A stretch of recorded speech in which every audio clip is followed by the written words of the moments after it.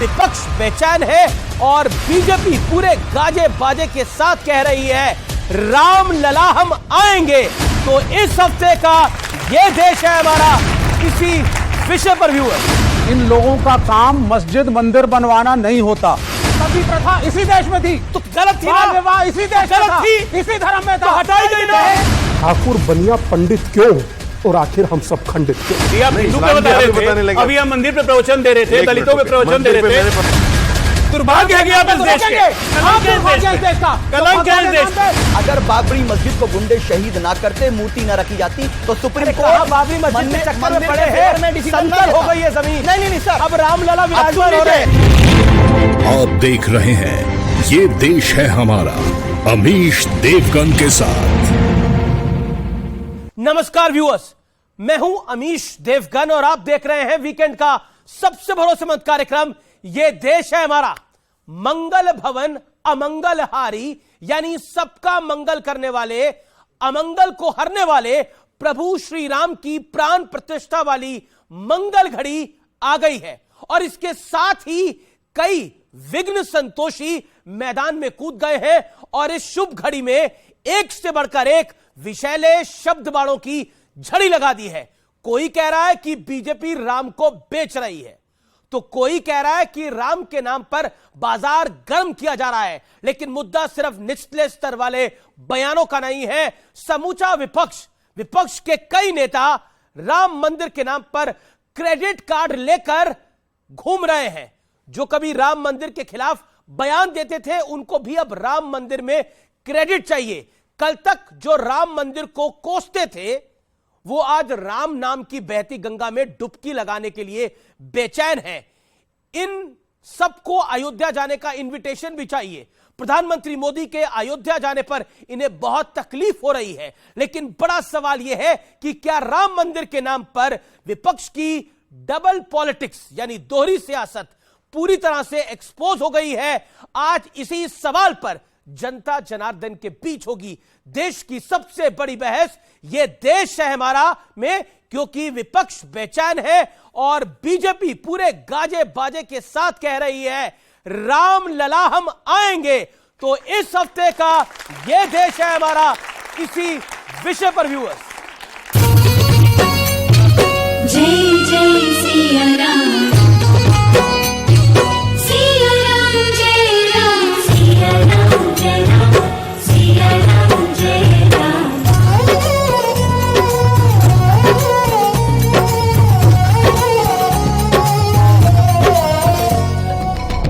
सौगंध राम की खाते हैं, मंदिर वही बनाएंगे पर तारीख नहीं बताएंगे। पूछा नानी, अब तो आप बड़े खुश हो गए? कहती है ना बेटा, मेरा राम किसी की मस्जिद तोड़ के ऐसे मंदिर में नहीं बस सकता।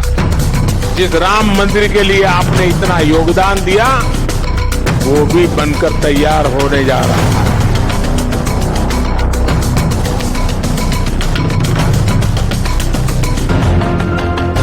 अजब सियासी विरोध की गजब कहानी देखिए।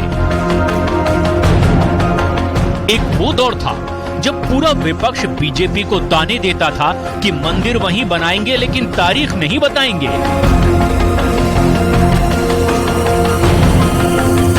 और एक ये दौर है रामलला की प्राण प्रतिष्ठा की तारीख तय हो चुकी है और अब विपक्ष के सुर देखिए कैसे बदल गए हैं। इतिहास गवाह है कि बीजेपी ने श्री रामचंद्र जी को हमेशा भुनाने की कोशिश करी, सियासत में घसीटा है उनको।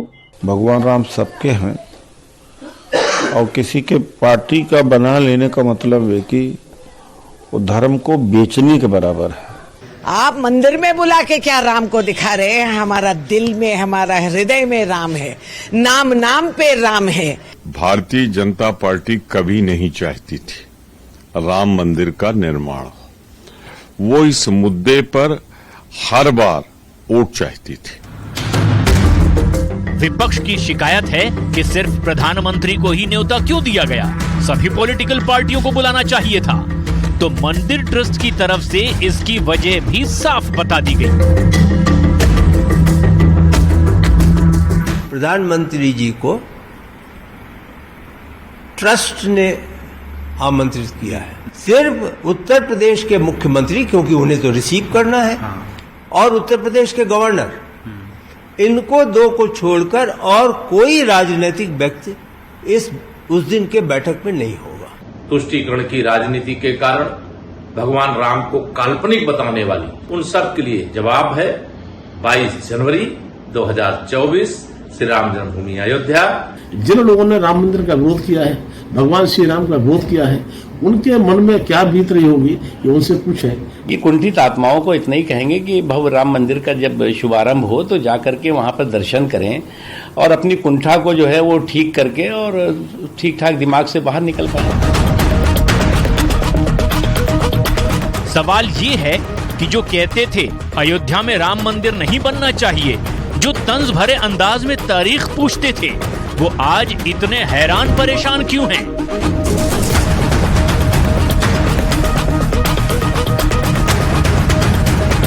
बड़ा सवाल ये है कि क्या राम मंदिर का असर 2024 चुनाव पर पड़ने जा रहा है?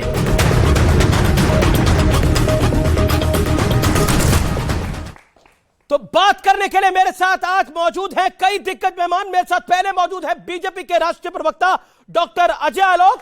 मेरे साथ मौजूद है लेफ्ट के नेता, लेफ्ट आइडियोलॉग विवेक श्रीवास्तव जी, उनका अभिनंदन है। नेता पीस पार्टी के शादाब चौहान, साजिद रशीदी, मुस्लिम धर्मगुरु, उनका अभिनंदन है। मेरे साथ स्वामी दीपांकर मौजूद है, आध्यात्मिक गुरु, जोरदार तालियों से उनका अभिनंदन है। और जनता जनार्दन, आपका अभिनंदन है। तो टॉपिक आज का है, विषय आज का है राम लला हम आएंगे। लेकिन डॉक्टर अजय आलोक, कांग्रेस भी चाह रही थी मंदिर बन जाए, आम आदमी पार्टी भी चाह रही थी मंदिर बन जाए, समाजवादी पार्टी भी चाह रही थी मंदिर बन जाए, पूरा इंडिया अलायंस के गठबंधन का हर एक दल चाह रहा था मंदिर बन जाए। तो बीजेपी ने इसमें किया क्या है जो आपको क्रेडिट मिले? क्रेडिट कार्ड तो सबका है। देखिए, सबसे पहली बात कि राम मंदिर हमारे लिए कोई वोट का इशू नहीं है। बीजेपी जब नहीं बनी थी, उसके पहले जनसंघ था, उसके पहले आरएसएस, जो मर्जी आपको करना है वो कर लीजिए। राम मंदिर इस देश के, इस विश्व के हिंदुओं का संघर्ष था जो 600 साल बाद आज पूरा हो रहा है। आपको क्या लगता है ये अदालती आदेश के बाद आज ये राम मंदिर बन गया तो ये बहुत बड़ी बात हो गई? मैं कहता हूं हमारे लिए शर्म की बात है कि इस राम मंदिर को, अपने राम लल्ला को मंदिर में स्थापित करने के लिए हिंदू बहुल राष्ट्र होने के बाद हमें 600 साल लग गए। क्यों? किसके कारण? क्या इस देश के हिंदू नहीं चाहते थे कि राम लल्ला मंदिर में आए? किन साजिशों के कारण राम लल्ला को एक झोपड़ी में बंद करके रखा गया? यही हमारा आस्था, यही हमारे आस्था का स्वाभिमान और यही हमारे आस्था के प्रति लोगों की झलक। और आज जब राम मंदिर बन रहा है तो क्रेडिट लेने के लिए तो बहुत लोग आ रहे हैं। यही कहते थे ना आज से 24 साल पहले, जब 1989 में जब रथ यात्रा निकली थी आडवाणी जी के नेतृत्व में। आज मैं कहता हूं 11 और 23, 34 साल के बाद आज वो सपना साकार हो रहा है कि राम मंदिर बनने जा रहा है। और प्रधानमंत्री मोदी के अगर जीवन की सबसे बड़ी उपलब्धि होगी, जो अपने पूरे जीवन काल में अगर वो एक उपलब्धि बोलेंगे तो कहेंगे कि 34 साल के संघर्ष के बाद मेरे रहते आज मैं राम मंदिर में चला गया। हम सबकी जीवन की उपलब्धि यही होगी। जी। और आपने जो बोला, एक बात और मैं कह दूं जी, कि बहुत विषैले शब्द निकल रहे हैं। बहुत लोग वो कह रहे हैं बाजार में आप बेच रहे हैं राम को। वही मैं कह रहा हूं। तो एक बात मैं बता दूं, धक धक जल रही है अग्नि, धक धक जल रही है अग्नि, दिल में हमारे ज्वाला है। फुफकार नहीं बर्दाश्त हमें, हमने विषधर को पाला है, हम फुफकार बर्दाश्त नहीं करेंगे। जी जी जी जी, मैं रुक करता हूं विवेक जी। विवेक जी, गोलियां चलवाई समाजवादी पार्टी की सरकार ने जी, सदन में अनाउंसमेंट करी देश के प्रधानमंत्री कांग्रेस के नेताओं ने और बोला हम मस्जिद बनवाएंगे। अब क्रेडिट भी सबको चाहिए कि हम सब की वजह से बन रहा है राम मंदिर, कैसे मिल जाएगा बताइए? पहली चीज, सरकार का और पार्लियामेंट में चुने हुए जो मेंबर पार्लियामेंट हैं, आपके एमएलएज हैं, इन लोगों का काम मस्जिद मंदिर बनवाना नहीं होता। The government is not there to make temples and mosques. सरकार का काम है इंफ्रास्ट्रक्चर बनाइए, आप स्कूल्स बनाइए, कॉलेजेस बनाइए, हेल्थ केयर पे ध्यान दीजिए। और यह दुख की बात है कि 2023 के अंदर जब इलेक्शन 2024 में आने जा रहे हैं तो डिबेट का विषय है साहब कि मंदिर किसने बनाया। यह दिखाता है कि हमारी मानसिकता किस दिशा में जा रही है। मेरे मित्र आलोक जी ने बोला हिंदू बाहुल्य राष्ट्र, यह हिंदू राष्ट्र नहीं है, यहां पे founding fathers of this nation जिसमें महात्मा गांधी थे, उन्होंने इंश्योर किया कि एक आदमी का एक वोट होगा, चाहे वो हिंदू होगा या मुसलमान, and we are all equal citizens. It is not a Hindu rashtra still, thankfully, and thankfully because of that मुझ जैसा एक पढ़ा लिखा व्यक्ति जो श्रीवास्तव लिखता है, क्योंकि बाय बर्थ हम हिंदू कह सकते हैं अपने को, हालांकि मैं एक कम्युनिस्ट हूं, मैं एक नास्तिक हूं, लेकिन मैं भी अपनी बात बोल सकता हूं, क्योंकि रिलीजियस बाय गॉड्स, चाहे वो हिंदू धर्म के हो या किसी और, मेरी आवाज को आज राम मंदिर बनाना, नहीं क्या राम मंदिर बनाना नफरत की बात है? राम मंदिर का एक डिस्प्यूट था, इस देश के नागरिकों के बीच में था, जिसको कोर्ट ने सुलझाया जी. उसका एक पॉलिटिकल पार्टी से क्या लेना देना और क्यों लेना देना होना चाहिए? ठीक है, स्वामी दीपांकर, मैं कहूंगा कि आदमी में जहर इतना भर गया है कि विषधरों का वंश सारा डर गया है. और कल सुनोगे आदमी के काटने से रास्ते में सांप कोई मर गया है. तो मैं बड़ा हैरत में पड़ता हूं. इसी देश में, इसी राज्य में छोटे से झगड़े पर उलेमाओं को प्लेन भेजकर बुलवाया जाता था चार्टर्ड लखनऊ, तब कोई कुछ नहीं बोलता था. कितनी मस्जिदें बन गई उत्तर प्रदेश में, कोई एक शब्द नहीं बोला. एक 3 देवता हैं अमीश भाई, हिंदू धर्म के मानने वालों के, भगवान राम, महादेव और भगवान कृष्ण. ये हम लोगों की आस्था का केंद्र ही नहीं, हम लोगों के दिल में धड़कने वाली धड़कन जैसे टक टक टक टक जो करती है ना, वही. और शिव हमारे शीश हैं दादा, राम हमारे प्राण और कृष्ण हमारी प्रज्ञा है. और जब अपने ही प्राण को देखकर प्राण प्रसन्नचित हो रहा है, तो मुझे ये पीछे का ये छाया चित्र याद आ रहा है. अटल जी के वो शब्द के धरा को प्लेन करना होगा, अडवाणी की वो रथ यात्रा और उसके सारथी बने आज वो योद्धा जिसके कार्यकाल में ये बना. किसने कहा कि 10,000 पन्ने है, 20,000 पन्ने, इनको ट्रांसलेशन करिए, क्यों जल्दी करवा दिया? इनका दुख ये है कि इसका फैसला आ क्यों गया. इसका फैसला तो भी और बाद में आना चाहिए था. कपिल सिब्बल के शब्द भूल गए, आप लोग भूल गए, यह याद है. और महात्मा गांधी की, विवेक भाई ने बड़ी जबरदस्त बात की कि महात्मा गांधी ने तो महात्मा गांधी को कोट कर रहे थे. मुझे हैरत होती है, पुणे की यरवदा जेल में जब अंग्रेजों ने 1932 में कहा कि कम्युनल अवार्ड और सांप्रदायिक पुरस्कार की घोषणा की, तो महात्मा गांधी तत्क्षण अनशन पर बैठ गए, अमरण अनशन पर, यह कहकर के मैं अपने देश को जातियों में नहीं बंटने दूंगा. बाय बर्थ में श्रीवास्तव और हिंदू होने की बात कर रहे हैं. इसका मतलब देश को नक्षत्र मंडल में इतने तारे नहीं है जितनी जातियों में तुमने बांट दिया. इन्हें हिंदू बनाकर रखिए तो सही, जो 500 साल प्रतीक्षा. ये आपके शास्त्रों ने बांटा, मैं ब्राह्मणवादी व्यवस्था में बांटा. मैं डंके की चोट पे कहता हूं अमित भाई, मैं आचार्य जी, इन्होंने बात करी उस व्यवस्था ने बांटा जिसमें आप कहते हैं पूजा कराने का, पुजारी बनने का अधिकार एक स्पेशल जाति को मिलेगा, बाकियों को नहीं मिलेगा. विवेक भाई एकदम उस जाति की उस जातिवाद की काट भी रहा है. 1 मिनट दादा रुकिए, 1 मिनट. किस शास्त्र में लिखा है? शास्त्र का बताइए, रेफरेंस दीजिए. ये जितने मंदिर आप देख रहे हैं, शास्त्र का ब्राह्मण के अतिरिक्त शास्त्र का रेफरेंस दीजिए. भगवत गीता के शास्त्र का रेफरेंस दीजिए. भगवत गीता के अंदर वर्ण व्यवस्था के बारे में बोला गया है. निकालो जरा गूगल, कौन से शास्त्र में जाति वर्ण व्यवस्था को जस्टिफाई किया गया है. बताओ जरा कौन से शास्त्र में. मैंने बता दिया आपको, मैं भगवत गीता के अंदर वर्ण व्यवस्था लिखी है. देखिए आप, है ना, जाति और वर्ण है क्या? उसी वर्ण व्यवस्था से जातियां उत्पन्न हुई, लिखा है, उसी से डिस्क्रिमिनेशन शुरू हुआ. नहीं, पर भगवत गीता में कहां जाति लिखी है? भगवत गीता में जाति कहां लिखी है? अच्छा, आप किसकी बात करते हैं? आप किसकी बात? एक सेकंड बात करी जाती है, बात करी जाती है कि भारत के अंदर जातिवाद कब से है. मैं पूछता हूं, भगवान राम ने शबरी के बेर खाए, वानरों की सेना बनाई और एक ब्राह्मण रावण का वध किया क्योंकि उसने स्त्री हरण किया था. आप बात करते हैं, और भारत तो आदिकाल से जातियों में बिलीव नहीं करता. ये तो अंग्रेज आए, जातियों का द्वेष करके गए. सुनिए पूरी बात, सुनिए. और जो पूरे दुनिया में डंका बजता है ना, वुमेन एम्पावरमेंट होनी चाहिए. मां दुर्गा भारत के अंदर ही है और भारत के अंदर ही पूजा जाता है मां दुर्गा को. तो सोचिए, किसी और धर्म में कोई स्त्री को भगवान माना जाता है? नहीं, सिर्फ हिंदू धर्म एक ऐसा है जिसमें स्त्री को ईश्वर का रूप माना जाता है. ये फैक्ट है सर. सती प्रथा इसी देश में थी, तो गलत थी ना? विवाह इसी देश में था, इसी धर्म में था, तो हटाई गई ना? दहेज प्रथा आज भी है, डाउरी टैक्स आज भी है, तो हटाई गई. इसी समाज में है, इसी धर्म में है. बाकी लोगों को भी आने दीजिए. स्वामी दीपांकर 30 सेकंड दादा मुझे बोलने दीजिए, मेरा ही विषय है. बस एक बात इतनी सी कहना चाहता हूं, किसी शास्त्र में जाति का जिक्र नहीं है, यह आप सब लोग याद रखिएगा. वर्ण का भी अपभ्रंश हो चुका है। मैं कहता हूं पढ़िए सर। अब आप गलत है। नहीं सर पढ़िए। अच्छा बताइए क्या लिखा। मैं बता देता हूं। एक-एक करके आप अपनी मुझे बोलने मुझे बोलने बोले दीजिए। उसके बाद आप बोलिएगा। ये जिक्र कर रहे हैं श्रीमद् भगवद गीता अध्याय नंबर 4 श्लोक नंबर 13 पन्ना नंबर 176 चातुर्वर्ण मया सृष्टम गुण कर्म विभाग्यशः। इसका अर्थ है कि गुण और कर्म के आधार पर मनुष्य का आकलन होगा, जाति के आधार पर नहीं। वो भी गलत पेश करते हैं आप लोग। ठीक है, तो शदाब चौहान रामलला का मंदिर बनना है और नेताओं के बयान आ रहे हैं। क्या आपको लगता है बीजेपी ने तो कुछ भी छुपाकर ढककर नहीं करा, ऐलानिया करा? बीजेपी के मैनिफेस्टो में एक बार ही नहीं कई बार रहा। ऐसा तो नहीं था कि बीजेपी छुपा रही थी कि हम रामलला के, ये तो पता ही था कि बीजेपी की सरकार अगर फुल मेजॉरिटी से आएगी तो 370 भी हटेगा, चाहे कोई कितनी छाती पीट ले। राम मंदिर भी कोर्ट के निर्णय के बाद बनेगा, कोई कितना भी रोग आ ले। तो फिर अब आपत्ति क्यों है?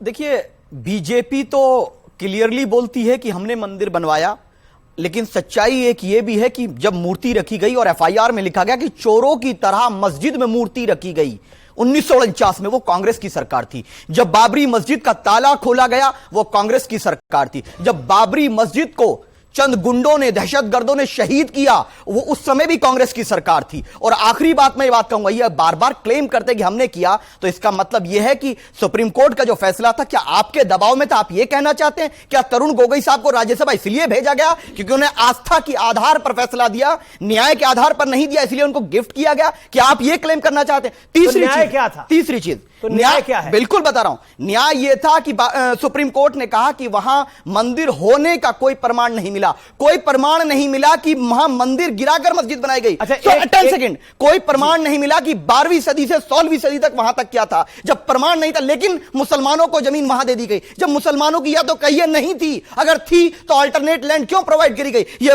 साबित करता है कि आस्था की बुनियाद पर फैसला किया गया। इसीलिए हम लोग इलाहाबाद हाईकोर्ट का फैसला, इलाहाबाद हाईकोर्ट का फैसला क्या था? बीजेपी की सरकार केंद्र में भी नहीं थी, उत्तर प्रदेश में भी नहीं थी। इलाहाबाद हाईकोर्ट का फैसला ध्यान से सुनिए। इलाहाबाद हाईकोर्ट ने 3 पार्ट्स में डिवाइड किया। क्या फैसला? तीनों पार्ट्स में नहीं। मेन चबूतरा किसको दिया था? मेन चबूतरा किसको दिया था? तो हम सुप्रीम कोर्ट गए। मेन चबूतरा किसको दिया था? तो फिर तब किसका दबाव था? कोर्ट गए ना सर। सत्य को एक्सेप्ट करना पड़ेगा। 10 साल पहले भी कोई नहीं छुपा सका, और 500 साल पहले भी कोई नहीं छुपा सका। आस्था सुनिए, तो कैसे को बदलेगा? श्री राम से ज्यादा जितना प्रेम मैं कर सकता हूं, शायद आचार्य जी इसलिए नहीं कर सकते। उन्होंने कहा, आपने भी कहा कि ब्राह्मण का वध किया था, और परशुराम जी से भी क्या मसला था? क्योंकि हमेशा कभी ब्राह्मण नहीं चाहते कि क्षत्रियों का राज कायम हो, इसीलिए क्षत्रिय को प्रधानमंत्री नहीं बनाया गया। कंफ्यूजन डाल दिया आपने। आपका प्रेम क्यों? आप भगवान राम से प्रेम आपसे ज्यादा कोई क्यों नहीं कर सकता? कारण मतलब कारण यह है कि श्री राम का और हमारा पारिवारिक आस्था आपकी हो सकती है, आपका सम्मान है, लेकिन मेरा रिश्ता पारिवारिक। तो बदल क्यों गए फिर? कहां बदले हैं? मैं परिवार को मान रहा हूं। आस्था तो भगवान राम, लेकिन भगवान राम तो रघुवंशी थे, तो आप तो बोल रहा हूं, आप कहां दूसरे वंश में चले गए? बोल रहा हूं मैं कि श्री राम के नाम पर कत्लेआम किया गया, श्री राम के नाम पर मस्जिद को गिराया गया, श्री राम के नाम पर आज गुंडागर्दी की जा रही है, और श्री राम के नाम का सौदा कर रहे हैं लोग। सच्चाई तो ये है बिल्कुल कि हमास के लोग क्या बोलकर बम फोड़ के गए हैं, क्या बोल के उसका करके गए हैं, बम तो वहां फोड़े जा रहे हैं, वहां भी। ओके स्वामी हमास छोड़िए दादा, बहुत दूर है। हम ये कह रहे हैं कन्हैया का राजस्थान में क्या बोलकर किया गया, ये तो राजस्थान नजदीकी है। किसी ने फेवर किया उसका? खैर अरे भाई साहब, आप बात क्या कर रहे हैं?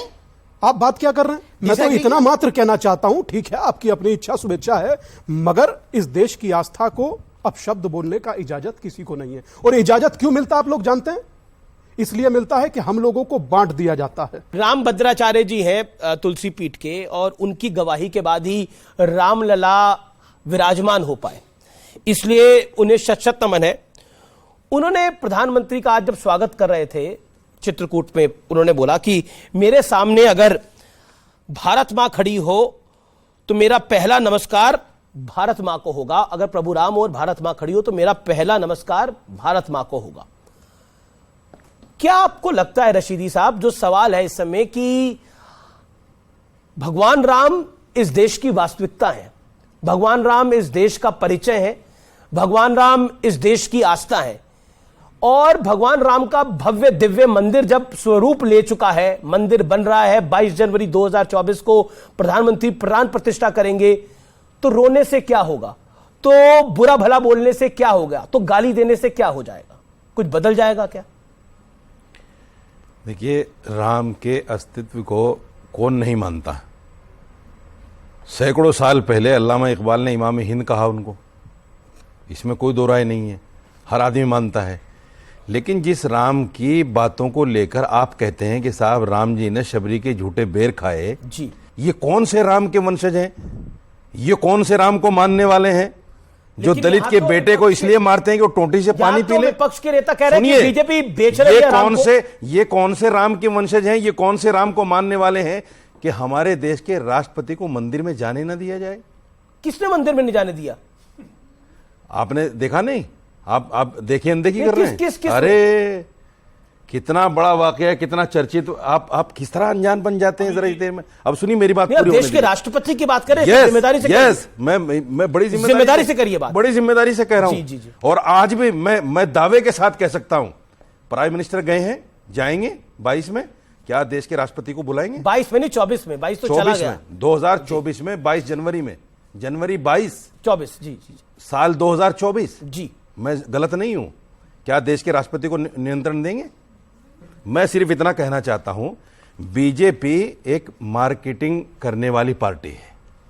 सारा काम किया है कांग्रेस ने, जैसे अभी शादाब चौहान ने बताया, सारी दुनिया जानती है।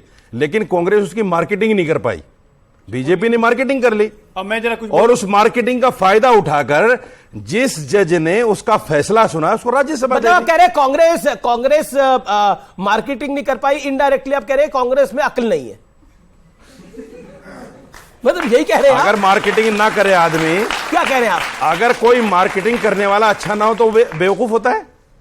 तो फिर अब क्या कहना क्या? आप बताइए ना मुझे, कहना क्या? आपका जो विश्लेषण है। नहीं, मेरा विश्लेषण नहीं है, मैं तो सवाल पूछ रहा हूं आपसे। अगर कोई अपने प्रोडक्ट की मार्केटिंग अच्छी ना कर पाए तो वो बेवकूफ है। ओके, मेरा बड़ा ये पता नहीं कौन से वो लेके आते हैं। ठीक है। अच्छा, इन्होंने कांग्रेस पार्टी को बेवकूफ कहा है, उससे मुझे मतलब नहीं है। मेरी एक बिल्कुल नहीं कहा। अच्छा एक मिनट, मेरी एक आपत्ति है, मेरी बहुत एक सीवियर आपत्ति है। अब बुरा मत मानिएगा। मैं क्यों मानूंगा बुरा भाई? नहीं, क्योंकि बता रहा हूं, मैं कोई मंदिर में जा रहा हूं, मंदिर। एक मिनट नहीं, देखिए ये बीच में नहीं। जी। मस्जिद में कौन पूजा करेगा, कौन मौलवी रहेगा या नहीं रहेगा, क्या हम हिंदू डिसाइड करेंगे? मुसलमान तो डिसाइड नहीं कर रहा है। कैसे इन्होंने कहा कि दलित को नहीं मिलेगा, इसको नहीं मिलेगा, इनको क्या पता? मैंने कहा, मैंने ओपनिंग स्टेटमेंट बीच में नहीं, पौने 3 मिनट मैंने पुजारी की बात ही नहीं की। मैंने कहा मारा जाता है। उसमें भी मैं आ रहा हूं। हम इनके धर्मों के विषय में इंटरफेयर नहीं करते हैं। ये इतने कट्टर हैं कि अगर इनके धर्म के बारे में गलती से किसी के मुंह से निकल जाए तो सरतन से जुदा के नारे लगते हैं। ये हमने देखा है। किया है उसको। और एक मिनट, हम नहीं चाहते हैं कि ये तय करें कश्मीरी ये कौन होते हैं बोलने वाले। एक मिनट, ये क्यों बीच में बोल रहे हैं यार? आप क्यों आप कश्मीरी जिहाद को गलत बोलेंगे तो किसी ने नहीं जोड़ा। मुसलमान कट्टर क्यों है? मैं आपकी बात कहते हैं मुसलमानों मुसलमान का नहीं कर रहा हूं, मैं बिल्कुल बोलूंगा। मैं आपकी बात, मैं मुसलमान नहीं हूं। दूसरी बात, हमने तो कभी नहीं कहा। पर आप पूरे मुसलमान समाज को, आप मुस्लिम समाज को रिप्रेजेंट कर रहे हैं। मुसलमान आप अपनी विचार रख रहे हैं। ठेका नहीं ले सकते, ठीक है? आप ले रहे हैं हिंदू का ठेका? हाँ, मैं तो ले रहा हूं। अब एक मिनट ले रहा हूं, मैं कह रहा हूं। एक मिनट, तो मैं भी ले रहा हूं। एक मिनट, उसमें क्या दिक्कत? हमने तो कभी नहीं कहा कि भाई, हमने तो कभी नहीं कहा कि शिया सुन्नी एक दूसरे की मस्जिद में नमाज पढ़ने क्यों नहीं जाते हैं। हमने तो कभी नहीं कहा अहमदिया क्यों नहीं शिया के मस्जिद में जाते हैं या सुन्नी के मस्जिद में जाते हैं। ये कौन होते हैं बोलने वाले? ये कौन होते हैं बोलने वाले? मैंने ओपनिंग स्टेटमेंट, एक मिनट, जवाब लूंगा। मैंने ओपनिंग स्टेटमेंट में बोला कि राम मंदिर न्यास का पहला शिला एक शेड्यूल कास्ट के लोग ने डाला, कामेश्वर चौपाल। उस पर तो जबान नहीं आती और कहते हैं कि दलित। एक मिनट, उसके बाद कहते हैं कि अरे आप तो शुरू से नास्तिक रहे हैं, आपको तो इस देश के धर्म के पंजाब से मतलब ही नहीं है। आपकी बात क्या करनी है? इनको तो राम मंदिर बनने से चिढ़ है। राम भद्राचार्य जी ने बोला है, एक बयान दिया, उन्होंने बोला कि गीता को राष्ट्र ग्रंथ घोषित कर देना चाहिए। अभी तो रामलला विराजमान हो रहे हैं, मंदिर बनके तैयार हो रहा है, कितनी हायतोबा मची हुई है। गीता को राष्ट्र ग्रंथ घोषित करना चाहिए। उन्होंने बोला उनके वर्ड्स ये हैं, गीता राष्ट्र ग्रंथ घोषित करें। मेरे मित्र से ये प्रार्थना है। मतलब वो प्रधानमंत्री मोदी को संबोधित करते हुए उन्होंने बोला। तो मैं समझता हूं कि भारत के लोगों के लिए श्रीमद् भगवत गीता अपने आप में एक अद्भुत और अनोखा ग्रंथ है, जो जीवन जीने की पद्धति के साथ। क्या है? गीता को राष्ट्र ग्रंथ घोषित कर दिया जाए तो दीजिए ना सर। जी, कॉन्स्टिट्यूशन नहीं चाहते, हम कॉन्स्टिट्यूशन सर फॉलो करिए सर, हम कॉन्स्टिट्यूशन से चलिए, हम कॉन्स्टिट्यूशन डिसाइड करेंगे सर। आप क्या पहनेंगे, क्या खाएंगे, क्या बोलेंगे, करेंगे, किस रोचक दिन क्या जानते नॉनवेज की हैं, दुकान खुलेगी, किस दिन क्या बंद हो गया, क्या ये डिसाइड करना चाहते हैं। सोचिए कि डिबेट की स्थिति क्या है। अभी आप इनके डिसाइड करने पे बोल रहे हैं? नहीं, यही तो करते अभी आए तो हैं ना, सेंचुरीज से। अभी तो ना बोलने पे यही बोल रहे तो करते आए हैं सेंचुरीज से, सदियों से क्या करते आए ये हैं। सोच रहा जिसको हूं। छुओ, स्वामी विवेकानंद ने कहा था, Hindu religion has boiled down whom to touch, whom not to touch, what to eat, what not to eat। मुझे जवाब दीजिए। उन्हीं विवेकानंद ने यह भी कहा था कि जब कोई धर्म बदलता है, आगे कहूं तो दुख होगा। नहीं कह दीजिए। जब कोई धर्म बदलता है तो हिंदू धर्म का समक्ष एक शत्रु खड़ा होता है। उनकी बात से इत्तेफाक रखते हैं? नहीं, उन्होंने तो ये भी कहा, उन्होंने ये भी कहा। अब मैं अपनी बात क्या दूं? सुन लीजिए, अब मैं अपने टाइम पे बोलिए। अब हम अम्बेडकर जी शत्रु थे? नहीं, अब अम्बेडकर जी की सुनिए। नहीं, शत्रु थे अब अम्बेडकर जी की सुनिए। जिस दलित कहकर आपका 5-4 मिनट बीता, उन्होंने ही अपनी पुस्तक हुआर शूद्रा के चैप्टर नंबर 1 पैराग्राफ नंबर 3 में कहा कि उस शूद्र का जिक्र एक आम आदमी से है ही नहीं। गलत बोल के तो आदमी को भड़का रहे हो दादा। और ठाकुर मतलब दलितों के खिलाफ कभी हुआ ही नहीं। क्या कहानी, आपके बीच में वो नहीं, क्या कहानी है? आप उनको 1 मिनट बोलने दीजिए ना। दादा, ठाकुर बनिया पंडित क्यों, और आखिर हम सब खंडित क्यों? हम लोग हिंदू थे, हिंदू हैं और हिंदू रहेंगे, बांटने से बटेंगे नहीं। जाति की काट आपको लगता है राम है? दादा, मैं समझता हूं कि राम से बढ़कर है कौन? बताइए, कौन से राजा रजवाड़ा या राजा के यहां वो ठहरे? किसके यहां ठहरे? आदिवासी, बनवासी, गिरवासी, मल्ला, केवट के यहां वो ठहरे। इसलिए राम राम थे और मर्यादा पुरुषोत्तम थे। एक में वो चीज समाज में क्यों नहीं हुई? एक हाथ कंगन को ऊपर ब्लेम कर देने से कंगन को आरसी क्या, पढ़े लिखे को फारसी क्या? ये सामने यूथ बैठा है, हिंदू होने में बिलीव करते हो या जाति में? इन्हें थोड़ा तेज बोलो, सुनता नहीं है। भारत में विश्वास करते हो? भारत में विश्वास करते हो या बंटने में विश्वास करते हो? भारत में करते हो ना, तो बंटो मत। हाँ, बंटो मत। मैं रोचक है और संविधान को फॉलो करो। संविधान को फॉलो करो। ताली बजाऊं यार, मेरा मन कर रहा मैं ताली बजाऊं। गजब, मतलब के इतना गजब मैंने तो कह रहे हैं बांटो मत। नहीं, ये तो बांट ही रहे हैं। इतना गजब ये सदियों से बांटते आए हैं। मैं सत्ता में रहने के लिए एक धर्म की आड़ में ये सदियों से बांटते आए हैं। जी, रूल करते आए हैं। इतना सुनिए, हर चीज में सिंबॉलिज्म। अब एक इतना सुनिए। आज 337 दिनों से जातियों में बटे हिंदुओं को एक कर रहा हूं। ये यहां स्टूडियो में, एसी स्टूडियो में बैठकर कह रहे हैं बांटने आए हैं। और इन्होंने क्या काम किया जिससे हिंदू एक हुआ हो? हर रोज कहते हैं कास्ट सेंसस कराएंगे, हर रोज कहते हैं जातीय गणना कराएंगे, और जातीय गणना कराएंगे। मैं एक बात कहना चाहता हूं, मां भारती के रक्त के बिंदु बांटे जाएंगे, जातियों में बांटकर अब हिंदू बांटे जाएंगे। जी, लेकिन क्या ये शदाब, आपकी बात पे आता हूं। मेरा बहुत सीधा और डायरेक्ट सवाल है आपसे, और सवाल यह है, क्या यही काट है, क्या यही काट है जो जातीय जनगणना हम लाएंगे, लेकिन ये कह रहे हैं रामलला हम आएंगे? क्या राम जातियों की भी काट है जो इंडिया गठबंधन विपक्ष करना चाह रहा है? नहीं, इसमें कोई दो राय नहीं कि श्री राम ने कभी भी भेदभाव नहीं किया। सबरी के बेर खाए हों, चाहे आदिवासी मल्ला केवट के यहां विश्राम किया हो, उसके यहां अपनी रात गुजारी हो। लेकिन इसका मतलब यह नहीं है कि आज सरकार में बैठे हुए लोग वही कर रहे हैं। मेरा आज सवाल भी है। हाँ, आज क्या हो रहा है? उन्होंने सीता जी की रक्षा के लिए रावण का वध किया था, लेकिन आज हिंदुस्तान के अंदर हर घंटे 4 घटनाएं ऐसी होती हैं जहां महिलाओं का उत्पीड़न किया जाता है। रोजाना डकैती डलती है, हत्याएं होती हैं, अपराध होता है। अपराध मुक्त नहीं हुआ है। जिस दिन श्री राम से सच्चा प्रेम होगा, उस दिन महिलाओं के लिए कुछ ऐसा कार्य करेंगे जिससे महिला सुरक्षित रह जिस युग में हम ऐसी बात कर रहे हैं, हम सपना देखने की बात कर रहे हैं कि कोई अपराध नहीं होगा, कुछ नहीं होगा। जब राम का भी युग था, तब भी सीता हरण हो गया था, लेकिन हरण भी रावण पैदा हो गया था। हम क्या बात कर रहे हैं? राम राज्य तब होगा जब एक भी कुछ नहीं होगा। मतलब नरेंद्र मोदी से उम्मीद लगानी तो ठीक है, लेकिन आप तो ऐसी उम्मीद कर रहे हैं। कांग्रेस से है कि आप क्रेडिट लेना चाह रहे हैं राम मंदिर कि आप राम मंदिर के नाम पे क्रेडिट लेना चाह रहे हैं, और आप रामलला को अब अपना बता रहे हैं। पर जब राम मंदिर का केस चल रहा था, तब आपने 20-20, 28-28 लॉयर हायर किए थे कि राम मंदिर ना बन पाए, तब रामलला आपके नहीं थे। पब्लिक को कैसे चुप कराएंगे, बताइए विवेक जी, कैसे क्रेडिट मिल जाएगा कांग्रेस को? मैं फिर यही कहूंगा, कोई क्रेडिट नहीं ले रहा है। कोर्ट का एक डिसीजन था। ये हमारा जो देश है, ये बहुत डाइवर्स है, अनेकों जातियां, अनेकों धर्म, डिस्प्यूट्स थे, डिस्प्यूट्स आते रहेंगे। हमारी एक व्यवस्था है, हमारा मीडिया है, हमारे कोर्ट्स हैं, हमारी एग्जीक्यूटिव है। 10 सेकंड मैं फिर एक्सपोज ही करूंगा। मैंने बोला ना आज लड़ूंगा नहीं, फिर एक्सपोज करूंगा। इन्होंने कहा जब बात हुई कि गीता को राष्ट्रीय ग्रंथ घोषित कर दिया जाए, उन्होंने प्रधानमंत्री से मांग की। इन्होंने कहा ये संविधान बदलना चाहते हैं, संविधान बदलना चाहते हैं। एक बार बताइए, कोर्ट में किसकी शपथ ली जाती है कि मैं जो कुछ कहूंगा, सच के सिवा कुछ नहीं कहूंगा? तो गीता संविधान का हिस्सा नहीं है। नहीं और वो राष्ट्रीय ग्रंथ हो गया तो संविधान बदल कोई जाएगा। नास्तिक ये है आदमी- इनकी सोच। वक्त है एक अंतराल का, लेकिन ब्रेक के उस पार सवाल होंगे और एक बड़ी खबर भी होगी। आप देखते रहिए वीकेंड का सबसे भरोसेमंद कार्यक्रम ये देश है हमारा, न्यूज 18 पर। मैं उसके कान में जाकर समाप्त हो गया।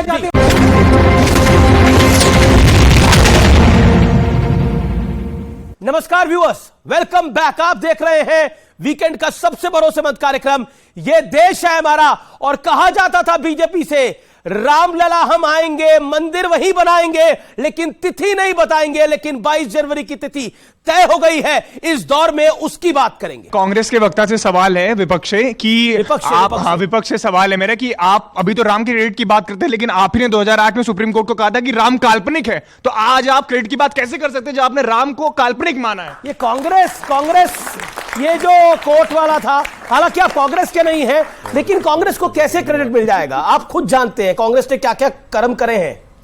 मैं तो कई बार कह चुका हूं कि कांग्रेस का हाल ये हो चुका कि ना वो इधर के रहे हैं ना उधर के रहे हैं।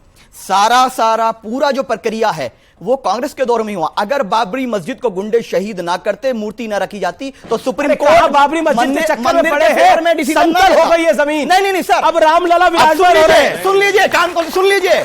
हम अपनी जनरेशंस को बताएंगे, सुनिए, हम जनरेशंस को बताएंगे, अपनी आने वाली नस्लों को बताएंगे कि बाबरी मस्जिद थी और हमारे लिए हमेशा ता कयामत तक बाबरी मस्जिद रहेगी। ये मेरा बिलीफ है। आपकी आस्था, आप कुछ भी करिए, लेकिन मेरे लिए मस्जिद पर अभी आप कह रहे हैं हम संविधान को मानते हैं, और अभी आप कह रहे हैं मुझे हमारे लिए तो कोर्ट के निर्णय के बाद भी वो बाबरी मस्जिद रहेगी। यही आपको एक्सपोज कर देता है। नहीं तो फिर संविधान ने इसी संविधान ने दूसरी जगह दिया तो उसको मारिए मस्जिद। तो रामलला के मंदिर को आप मस्जिद क्यों मारेंगे? यानी आने वाली नस्लों को भी भड़काएंगे। अरे महाराज सुन, आने वाली नस्लों को भी भड़काएंगे। अरे महाराज सुन तो लीजिए, महाराज सुन तो लीजिए। आप सुना दीजिए। इसी संविधान ने मुझे इजाजत दी है कि अगर सुप्रीम कोर्ट आपकी आस्था के खिलाफ फैसला करे या संविधान के खिलाफ फैसला करे तो आप क्रिटिसाइज कर सकते हैं। इसी संविधान ने मुझे इजाजत दी है। अमित शाह जी तो आप कैसे कह सकते हैं कि मैं नहीं बोल सकता? मैं तो बोलूंगा, मेरी आस्था है, फैसले देने चाहिए। बाबरी मस्जिद मेरी आस्था है और मेरी आस्था को कुचला गया, और जिसने उस आस्था को कुचला है उसको ठीक है स्वामी जी, राज्यसभा दी गई है। हम ताउम्र तक बताएंगे कि वो बाबरी मस्जिद थी आने वाली नस्लों को। जवाब मैं समझता हूं कि आगे आने वाली पीढ़ियां और नस्लें बेहद एजुकेटेड होंगी, उलझेंगी नहीं। दो तरफ होगा, एक तरफ क्रिश्चियन हो, हिंदू हो, मुस्लिम हो, सिख हो, ईसाई हो ऐसे, मगर ऐसे ना हो कि जहां फिर से डिवाइड जैसी सिचुएशन हो। आज जब राम मंदिर बन रहा है तो उस पर इतनी उंगलियां उठ क्यों रही हैं? अगर राम मंदिर इतने सालों बाद बन गया है तो क्या तकलीफ है उसमें? और अगर आप कहते हैं कि दलित को राम मंदिर में नहीं एंटर करने दिया जाएगा, आप संविधान की बात करते हैं, संविधान लिखने वाले भी एक दलित थे। और अब ये कैसे कह सकते हैं कि राष्ट्रपति नहीं जाएंगे राम मंदिर में? कैसे कहा? जी जवाब रशीदी बेटा, यही सबसे बड़ा दुख है कि जिस दलित ने हिंदुस्तान को संविधान दिया, आज उसी दलित के मानने वाले लोगों को इस तरह से उनको मंदिर में एंट्री देने की बात नहीं की जा रही है। इवन राष्ट्रपति जी को रोक दिया जाता है। राष्ट्रपति जी को रोक दिया जाता है। आप झूठ सुन रहे हैं अमीर जी। राष्ट्रपति मैं जी को रोक दिया जाता है कि नहीं लड़ूंगा, लेकिन ये बार-बार झूठ बोल रहे हैं। इस देश में किस दलित को मंदिर में घुसने की अनुमति नहीं है? आजकल झूठ ही होता है। इस देश में किस दलित को मंदिर में घुसने की अनुमति नहीं? बार-बार झूठ बोल रहे हैं। माननीय राष्ट्रपति की बात है, इसलिए मेरा निवेदन है राम मंदिर बार-बार झूठ बोल रहे हैं। बिल्कुल नहीं है, हमारी राम मंदिर में बुलाएंगे, बिल्कुल नहीं है, ये झूठ है। हमारी धार्मिक प्रतिष्ठानों पे टिप्पणी करने का इन्हें अधिकार नहीं नहीं रोका गया था, झूठ है, जाने दिया गया। गूगल करके चेक कर रहे हैं। अंबेडकर जी ने हिंदू धर्म को मेरे शहर में त्रिपुर मां बाला सुंदरी का सिद्धपीठ है। अभी वहां मेला भरा था, वहां हर व्यक्ति आया सर, और किसी ने आधार कार्ड नहीं देखा। सवाल किसी ने आधार कार्ड नहीं देखा। जी, इस तरफ से पहला सवाल आया है। आपका भी सवाल है मैडम, आपका भी है। ओके, बोलिए, सवाल क्या? मेरा प्रश्न स्वामी जी से है। आपने कहा कि हमें कोई भी जाति के अंदर भेदभाव नहीं है, तो मैं बताना चाहूंगा कि जब पुराने जमाने के अंदर लोगों के गले में हांडिया और पीछे झाड़ू बांधी जाती थी, वो लोग कहां से आते थे? वो कहां से आते थे? और अम्बेडकर जी ने जिसके लिए तालाब का पानी पी के अनशन किया था, वो कौन थे? तुम ना बोलते वो द्रविड़ों की पीढ़ा जिसकी बेटा तुमने बात करी है, इनको नहीं दिखता। मतलब जब मैंने कहा उनकी भी सोचो तो कहते हैं मैं उनकी क्यों सोचूं? आप स्वामी जी आप उत्तर दीजिए। हाँ वही हम कह रहे, तुम बोले भी क्यों नहीं बोलते? जोर से बोलो, सुनाई कम देता है। सुनिए, नहीं दादा हमें बराबर सुनाई देता, आप नहीं बता पाते कुछ कहानी, और मैं बोलना भी नहीं चाहता। छोड़िए, मैं एक काम की बात बताता हूं। उस समय में जो घटना घटी दादा, उसकी वजह से मैं क्षमा प्रार्थी हूं, मगर आज को क्यों बिगाड़े? आज तो एक होकर चल सकते हैं। आज जातिवाद दादा बोलने नहीं क्या हुआ? देते। ये देखिए मैं वहीं जाकर बोलूं, मैं उसके कान में जाकर बोलूं। जातिवाद इधर आइए, इधर आइए, आप जवाब। एक सेकंड, आपका संवाद, आपने जो सवाल पूछा, मैं दादा आपसे कहने के लिए यहीं आ गया। उस समय जो हुआ गलत होना नहीं चाहिए। कोई इस देश में दलित नहीं था दादा, इस देश में शबरी के झूठे बेर खाने वाला इस देश का त्रिलोकीनाथ था जिसके हाथ में त्रिशूल है।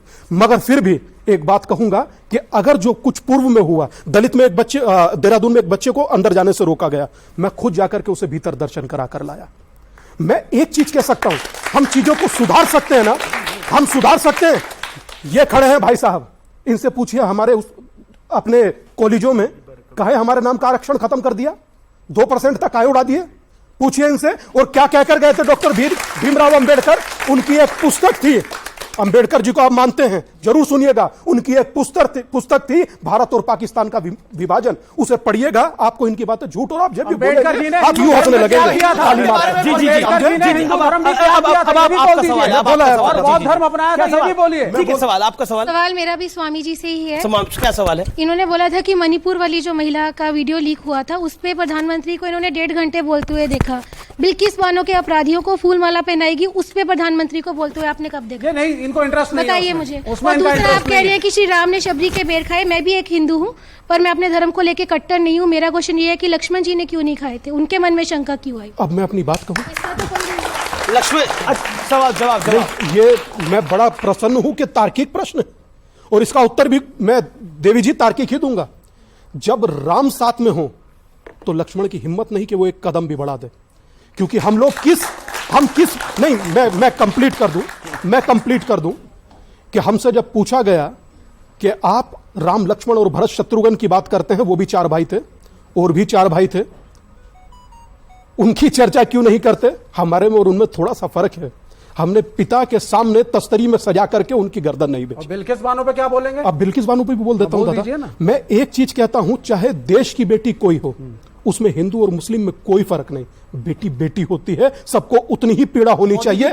मगर अब आगे बोलने दीजिए दादा, ऐसे कोई ना सरकार ने गलत किया, अच्छा किया। जी बोलने दीजिए, जरूरी है, जरूरी है बोलना, क्योंकि मौके पर टोकते हैं, ये प्री प्लान है सब। नहीं, आप ये नहीं, क्या होता 2 मिनट रुके बाद में बोलिएगा। अच्छा किया गलत किया, सिर्फ इतना बोल दीजिए। मैं एक बात, अच्छा किया गलत किया, एक बात तुमसे कहना चाहता हूं, साक्षी है दिल्ली की लड़की, तुम जानते होंगे दिल्ली में कितने चाकू मारे उसके माथे में, किसने कंडम किया? पूछिए, आपके शो में विषय पर आते हैं, क्योंकि बात हुई राम और लक्ष्मण की, बात हुई राम और लक्ष्मण की। तो भारत जैसे मुल्क ने, भारत जैसे देश ने, भारतवर्ष ने 4 भाई देखे, एक राम लक्ष्मण और भरत देखे, एक दारा शिकोह और औरंगजेब देखे, औरंगजेब और उसके भाई देखे। एक भाई ने अपने भाई का सिर काट के अपने पिता को गिफ्ट भेज दिया जेल के अंदर, और दूसरी तरफ भरत ने खड़ाऊ रखकर अपने भाई की राज करा। तो हम अपने घर में कौन चाहते हैं, राम भरत और लक्ष्मण चाहते हैं या औरंगजेब चाहते हैं? यह निर्णय हमें खुद करना है अपने अपने घरों के अंदर। कोई हिंदू हो, मुसलमान हो, सिख हो, ईसाई हो, निर्णय वो खुद करे कि उसे अपने घर में अपने बच्चे कैसे चाहिए, राम लक्ष्मण भरत जैसे चाहिए या औरंगजेब जैसे चाहिए। निर्णय मैं आप पे छोड़ता हूं, मैं सिर्फ फैक्ट्स बता रहा हूं। प्रधानमंत्री मोदी ने चित्रकूट में कहा और बड़ी महत्वपूर्ण बात बोली, और प्रधानमंत्री ने बोला कि संस्कृत जैसी भारत की संस्कृति को पिछड़ा बताने वाले 1000 साल से हारते आए हैं और आगे भी हारेंगे। गुलामी के 1000 साल के कालखंड में भारत को तरह तरह से जड़ों से उखाड़ने का प्रयास हुआ। इन्हीं में से एक था संस्कृत भाषा का पूरा विनाश। इस मानसिकता के लोग पिछले 1000 साल से हारते आ रहे हैं और आगे भी कामयाब नहीं होंगे। लेकिन अब मैं आपको विपक्ष के दो दिग्गज नेताओं के दो पुराने बयान सुनाता हूं, जिसे सुनकर आपको विपक्ष की डबल सियासत यानी दोहरी सियासत और राम मंदिर के नाम पर दोहरे चरित्र का अंदाजा लग जाएगा। सुनिए, ये दोनों बड़े फेमस नेता हैं। जब बाबरी मस्जिद का ध्वंस हुआ तो मैंने नानी से पूछा, नानी अब तो आप बड़े खुश हो गए, अब तो आपके भगवान राम का मंदिर बनेगा। कहती है ना बेटा, मेरा राम किसी की मस्जिद तोड़ के ऐसे मंदिर में नहीं बस सकता। I also believe that no good Hindu would have wanted to see that temple built by demolishing somebody else's place of worship. जी, अब दीपांकर साहब इन सबको क्रेडिट चाहिए, डॉक्टर अजय लोग इन सबको क्रेडिट चाहिए।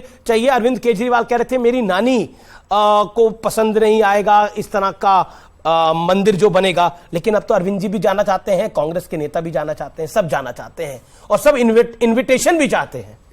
देखिए, हमारी संस्कृति, जो प्रधानमंत्री जी ने भी कहा है कि 1000 साल से लोग कोशिश करते आए कि संस्कृति को नष्ट करने की, तो इसका क्या मतलब है? ये हमारे अजय भारत की संस्कृति है जिसमें पूरा हिंदुस्तान शामिल था, जिसको हम अखंड हिंदुस्तान कहते थे, जिसको इन जैसे लोगों ने बांटते करके अब इतना छोटा सा कर दिया है। लेकिन हमारी संस्कृति खत्म नहीं हुई। और ये देखिए, कम्युनिस्ट जो खुद खत्म हो रहे हैं, बीच में चिल्लाना शुरू, कम्युनिस्ट बीच में से चालू हो आप क्या कह रहे हैं? इनका अस्तित्व है नहीं। पर ये तो प्रधानमंत्री ने नहीं बोला। आप क्या कह रहे हैं? सरकार की परमिशन के, बिना एडमिनिस्ट्रेशन की परमिशन के अगर एक भीड़ जाती है, चाहे मस्जिद हो या मंदिर, और उसको तोड़ती है, विध्वंस करती है, नारे लगाती है सिर्फ पॉलिटिकल गेन्स के लिए, क्या वो सही है? आपको अगर आपको उस मस्जिद को हटाना था, कोर्ट के थ्रू हटाते, समर्थन कर रहे थे, आप भीड़ लेकर के गए, आप भीड़ लेकर के गए और आपने उस स्ट्रक्चर को तोड़ा, वो गलत था। सेवकों पे गोलियां चलाई, वो ठीक है। And I am saying that it was unconstitutional. You destroyed the constitution that day, सिर्फ इसलिए कि आपको वोट मिले, इसलिए कि आपको वोट मिले। पर इनकी तो सरकार, लेकिन सत्य क्या है विवेक जी, सत्य क्या है कि जिस दिन वो ढांचा गिरा था, उसके बाद बीजेपी की एक नहीं 4 सरकारें बर्खास्त कर दी गई। सुनिए, क्यों ढांचा गिरा? क्यों 5 सरकारें बर्खास्त कर दी गई थी? क्यों गिरा ढांचा? बताइए। और क्यों कल्याण सिंह ने ऑन रिकॉर्ड क्या कहा था? कल्याण सिंह ने ऑन रिकॉर्ड क्या कहा था? कल्याण सिंह ने बोला रामलला के लिए एक सरकार क्या, भीड़ को ले जाकर के कैसे मिल जाएगा? जिसको मस्जिद कह रहे थे उसको तोड़ा गया। डॉक्टर, अब ये जितना विलाप करेंगे उससे कोई फर्क नहीं पड़ेगा। ये मंदिर बनने वाला है। मैंने तुम ये जब देखेंगे ना, इनकी उम्र घटेगी। मैं बोला मैं लड़ना नहीं चाहता, आप विलाप करिए और विलाप करिए, पढ़ा लिखा हिंदू, विलाप कीजिए, विलाप से कुछ होने वाला नहीं है। सच्चाई है कि राम मंदिर बनने जा रहा है। Vivek ji, my humble submission, you got your time, let him respond 40 second. आज की तारीख में जो आदमी खुद कहता है कि मैं एथिस्ट हूं, नास्तिक हूं, मैं हिंदू धर्म में हूं, लेकिन हिंदू धर्म मानता ही नहीं, उसे क्या बात करना है भाई? तो क्या हम लोग अपने श्रद्धा को मानते हैं, हमारे श्रद्धा का अपमान करने के लिए बैठ गए, हमारे श्रद्धा का अपमान करने बैठ गए। आपको नहीं, आपको कंट्री के, आपका कंट्री, दुर्भाग्य है कि आप इस देश के, दुर्भाग्य है कि आप इस देश के, आप कम्युनिस्ट, आप कलंक है इस देश का, कलंक है इस देश पे। ये जितने कम्युनिस्ट हैं, कलंक है इस देश पे, और इसीलिए विश्व से इनका समापन हो रहा है। अरे वर्ल्ड में खत्म हो रहे कंट्री अपोज करिएगा, अपोज करने लायक है, हम अपोज करेंगे, अपोज करने लायक है, बिल्कुल आज भी कर रहे हैं। जब ये तारीख पढ़ेंगे लोग तो ये भी कहेंगे कि जो झूठ फैलाया गया था कि मंदिर तोड़कर मस्जिद बनी है, सुप्रीम कोर्ट ने उसको भी नकारा है कि हमें ऐसा कोई साक्ष्य नहीं मिला। एंड में फैसला क्या है? तारीख लिखी जाएगी, लेकिन सुप्रीम कोर्ट ने तारीख और फिर तारीख क्या दिया? मैं बता रहा हूं जी। और फिर तारीख लिखने वाला ये लिखेगा कि दुर्भाग्य से उस वक्त की सरकार के दबाव में सुप्रीम कोर्ट का एक ऐसा फैसला आया जिसके नतीजे में सुप्रीम कोर्ट सरकार के दबाव में था। ये बड़ा आरोप लगा रहे हैं। बोला मत कीजिए बीच में। बोलूंगा मैं आपकी बात। आप कह रहे सुप्रीम कोर्ट दबाव में था और आप कह रहे भारत के संविधान को बात नहीं होती उसको जाने नहीं देते। बिल्कुल बोलूंगा मैं, मेरा बनता है बोलना। जाने नहीं देना चाहते, बनता है मेरा बोलना। आप बीच में बोल जाते हैं। बिल्कुल बोलूंगा मैं। आप मेरे देश के सुप्रीम कोर्ट में सवाल उठाते हैं, हम बोले भी ना। राज्यसभा क्यों दी गई? क्यों नहीं दे सकते? क्यों दी गई? क्यों नहीं दे सकते? बताइए हम नागरिक नहीं है क्या? उससे पहले राज्यसभा नहीं मिली है लोगों को। उससे पहले सुप्रीम कोर्ट के जज को राज्यसभा मिली, फिर इस्तीफा देके फिर लोकसभा लड़वाया, यहां तक किया। ये हमें ज्ञान दे रहे हैं और फिर कहेंगे संविधान की बात मानते हैं, लेकिन सुप्रीम कोर्ट पे आरोप लगा रहे हैं कि दबाव में फैसला किया। नहीं, अभी इनको बोलने दीजिए, आपको 30 सेकंड बोलूंगा, फिर बुरा मानेंगे। नहीं, आप 30 सेकंड बोलिए। मैं सिर्फ ये कहना चाहता हूं कि हिंदुस्तान सुप्रीम कोर्ट दबाव में था। हिंदुस्तान की जो तारीख है, क्यों कहा आपने? बहुत अच्छी तारीख है, बहुत अच्छी तारीख है हिंदुस्तान की। जिस संस्कृति की बात प्रधानमंत्री जी ने की है ना, वो संस्कृति पता क्या है? वो संस्कृति ये है कि जहां हिंदू, मुसलमान, सिख, ईसाई अपने धर्म पर अमल करते हुए आजादी के साथ खुली फिजाओं में जी सकें। ये नफरत का जो बाजार आज गर्म किया गया 2014 के बाद में, ये संस्कृति नहीं हिंदुस्तान। 2014 के बाद में नफरत का बाजार है। 1947 में जब भारत और पाकिस्तान का बंटवारा हुआ था, तब कौन सा प्यार का बाजार था? किसने किया था? किसने किया था बंटवारा? किसने किया था? बताइए, अंग्रेज ने? किसने मांगा था देश? अंग्रेज ने किया था। किसने मांगा था दूसरा देश? अंग्रेज ने किया था ना। किसने मांगा था? आज आप मांगा किसने था? आज आप अंग्रेज को अच्छा कहते हैं, मांगा किसने था? और जिन्होंने इसको अखंड भारत बनाया उनको गाली देते हैं। मैं आऊंगा आपके पास, उनको गाली दे रहे हैं। इन्होंने कहा हिंदू मुस्लिम सिख ईसाई सब एक साथ मिलकर रहे, ये हमारी देश की संस्कृति है। बहुत अच्छी बात है भाई साहब। ये बात असल में 57 इस्लामिक राष्ट्रों को भी समझा दीजिए कि वहां पे सब धर्म लोग को रहने दें। पाकिस्तान को समझा दीजिए हिंदुओं को मार मार के नहीं भगाए। बांग्लादेश को समझा दीजिए वहां के हिंदुओं को मार मारने के नहीं भगाए। बोलते रहिए आप, जितना झूठ बोल रहे हैं हम झूठ बोल रहे हैं। पाकिस्तान का ये नहीं हो रहा है। दुबई ने मंदिर बना के दिया आपको। सही, बिल्कुल सही कह रहे हैं। मंदिर बना के बिल्कुल, यूएई ने मंदिर बना के दिया। क्या लेंगे? क्या लेंगे आप? एक मुस्लिम देश आपको मंदिर बना के दे रहा है, बहुत अच्छी और आप उसी तालियां बजाइए भाई, तालियां बजाइए। एक सेकंड, अब आप एक सवाल का जवाब दे दीजिए। आप दोनों भाइयों से मेरा निवेदन है, आप दोनों बड़े वरिष्ठ हैं, आपसे निवेदन है। आपने बोला देखिए ये है, बताइए इन 57 इस्लामिक देशों में से लोकतंत्र कहां पर है? जवाब है, जवाब दीजिए आप लोग। इस्लामिक 57 इस्लामिक देशों में से लोकतंत्र कहां पर है? बताइए। हिंदुस्तान में लोकतंत्र है। इस्लामिक देश है। हिंदुस्तान में लोक, सुनिए, मैं सवाल पूछा आपसे, सवाल पूछा। मैं काउंटर सवाल कर रहा हूं। क्यों काउंटर सवाल कर रहे हैं? मणिपुर पर प्रधानमंत्री नहीं बोलते तो लोकतंत्र है? मणिपुर आप चले गए। लोकतंत्र है। सवाल पूछा 57 इस्लामिक देशों में से एक में बताइए लोकतंत्र है। एक देश में नहीं है लोकतंत्र, एक देश में चाहिए नहीं है लोकतंत्र। और यहाँ खुली हवा चाहिए, यहाँ खुली हवाएं चाहिए, यहाँ सब कुछ चाहिए, यहाँ बाबर की मस्जिद भी चाहिए। हाँ, मैं मानता हूं कि कतर में यूएई में लोकतंत्र नहीं है, लेकिन जहां लोकतंत्र नहीं है वहां अपराध ना के बराबर है। वहां हिंदू भाई आराम से नौकरी कर रहे हैं, सब सुरक्षित हैं। और लेकिन हमारे भारत में अफसोस होता है कि मेरा भारत तो सबसे बड़ी डेमोक्रेसी है, मुझे गर्व है भारत पर, लेकिन यहां क्या हो रहा है? टारगेट किलिंग हो रही है। कभी मणिपुर में होता है, बात कर रहे हैं आप? कतर से भारत को कंपेयर कर रहे हैं? बेटियों की इज्जत लूटती है। आप कतर से भारत को कंपेयर कर रहे हैं? भारत में लोकतंत्र है, कतर में लोकतंत्र कहां है? की रक्षा हमारी भारत में लोकतंत्र है, कतर में लोकतंत्र क्या है? आप लोग दीवाने हो रहे हैं मिडिल ईस्ट के, वो आपको अपना भी नहीं मानते। लेकिन आज चलते चलते मैं जरूर एक बात कहूंगा निष्कर्ष के तौर पर। जब राम मंदिर का विषय बीजेपी ने उठाया था तो बीजेपी को शायद पता नहीं था कि बीजेपी सत्ता में आएगी।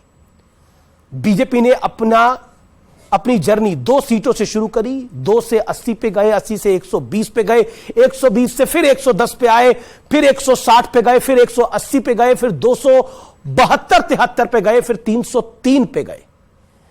और जो लोग राम का विरोध करते रहे वो 400 से 40 पे चले गए। यह विधि का विधान था या राम की रचना थी? कहते हैं ना, होता वही है जो राम रच देते हैं। शायद विधि का विधान यही था। और अब जब रामलला का भव्य मंदिर, दिव्य मंदिर तैयार हो चुका है, 22 जनवरी 2024 को वहां पर प्राण प्रतिष्ठा के साथ रामलला विराजमान हो जाएंगे, तब सोचिए नजारा क्या होगा। फिलहाल आज की चर्चा में इतना ही। आपने इस कार्यक्रम को देखा, आप